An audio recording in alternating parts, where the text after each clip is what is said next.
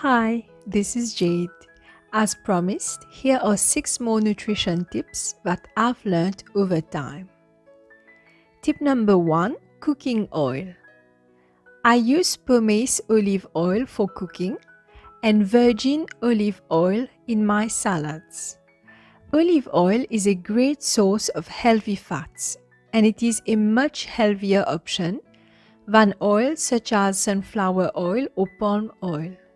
When it comes to baking or making pancakes, I prefer to use coconut oil rather than butter. Coconut oil has numerous health benefits. To name just one, it is good for your heart. Tip number 2, healthier sweeteners. As far as possible, avoid refined sugars. Instead, choose natural sweeteners such as honey, coconut sugar, or maple syrup. Opt for beverages that are added sugar-free. You can also sweeten your breakfast bowl simply with fruits and raisins. If you still can't let go of your refined sugar, choose darker sugars such as muscovado sugar, as it is least refined. Tip number 3, eat before shopping. To avoid impulse buying, it is recommended to eat before you shop.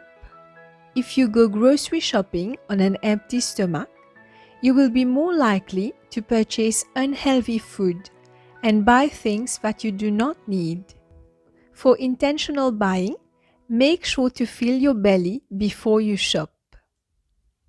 Tip number 4, plant-based milk. Dairy products are high in saturated fats.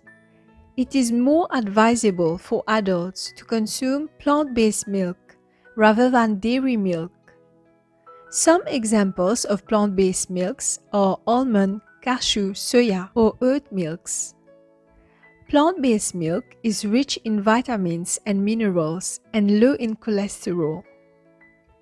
Tip number 5, hydrate. Remember to drink water in order to maintain your immunity high.